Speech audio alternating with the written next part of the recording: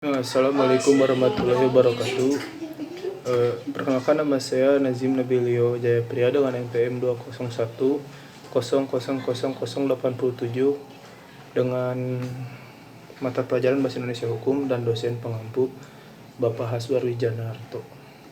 Saya akan menjelaskan tentang pembunuhan berencana yang mengambil dari contoh kasus pembunuhan satu keluarga di Banyumas. Pembunuhan adalah suatu tindakan untuk menghilangkan nyawa seseorang dengan cara yang melanggar hukum maupun yang tidak melawan hukum.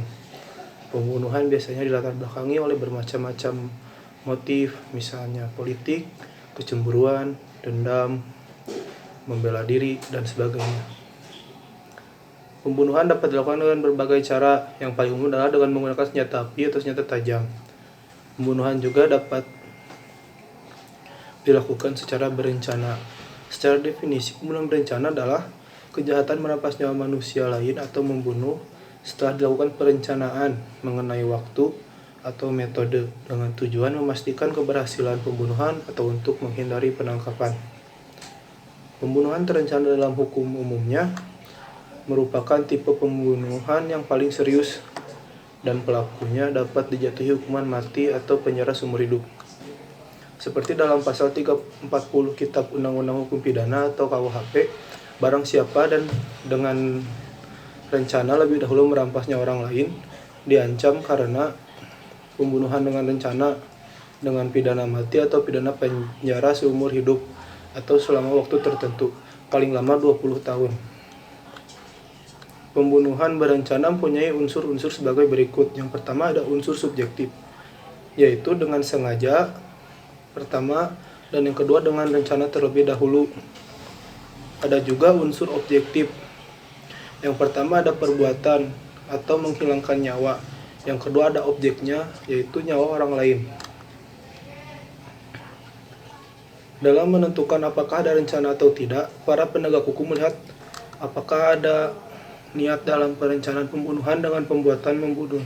Terdapat jeda untuk memikirkan, misalnya dengan cara bagaimanakah pembunuhan akan dilakukan.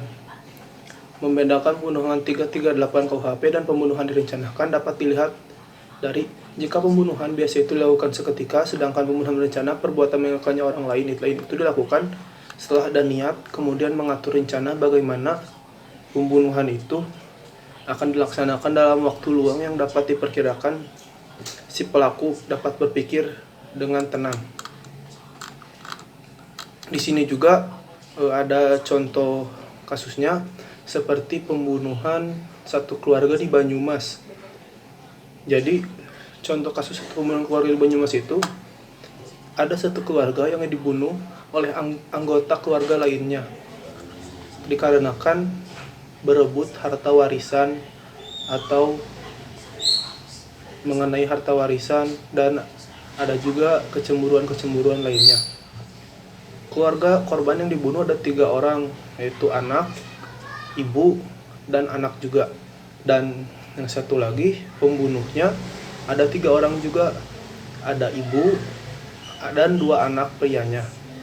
Keduanya mendapatkan hukuman penjara seumur hidup dikarenakan pembunuhan berencana. Dan kejadian itu terjadi pada 2015 dan baru diketemukan mayatnya pada 2019. Terima kasih atas perhatiannya.